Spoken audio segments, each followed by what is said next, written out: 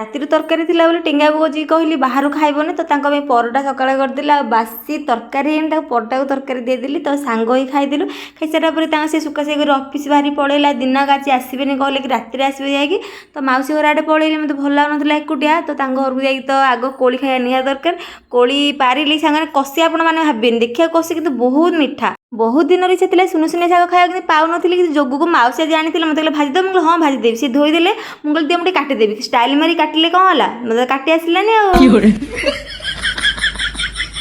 ତାପରେ ମାଉସୀ କାଟିଦେଲେ ମୁଁ ମୋର ଫୁଟଣ ସେ ଜିରା ସେ ଲଙ୍କା ଫଙ୍କା ପକେଇ ଶାଗ ଭାଜିଦେଲି। ତାପରେ ମାଉସୀ ନିଜ ବାଡ଼ିରୁ ଯାଇକି ବାଇଗଣ ଦିଟା ତୋଳିକି ଆଣିଲେ କହିଲେ ବାଇଗଣ ପୋଡ଼ା ଖାଇ ମୁଁ କହିଲି ମାଉସୀ ପଚାରୁଛ ବହୁତ ଦିନ ହେବ ଚୁଲିରେ ବାଇଗଣ ପୋଡ଼ା ଖାଇନଥିଲି ଗାଁରେ ଖାଇକି ଆସିଥିଲି ତ ବହୁତ ଇଚ୍ଛା ହେଉଥିଲା ବହୁତ ଖୁସିରେ ଗୋଟେ କାଠିରେ ବାଇଗଣଟାକୁ ଫୋଡ଼ି ଦେଇକି ଚୁଲିରେ ପକେଇଦେଲି ମୁଁ କହିଲି ଆଜି ଖାଇବାଟା ପୁରା ଜମା ସାଙ୍ଗରେ ବିଶ୍ୱାସ କରେନି ଆଜି ବହୁତ ଶାନ୍ତିରେ ଖାଇଲେ ଏତେ ଦିନକେ। ଆଜିର ମିନି ବ୍ଲଗ୍ଟି ଏଇଠି ରଖୁଛି ଭିଡ଼ିଓଟି ଭଲ ଲାଗିଲେ ନିଶ୍ଚିତ ସବସ୍କ୍ରାଇବ୍ କରିବା ରହୁଛି ଜୟ ଜଗନ୍ନାଥ।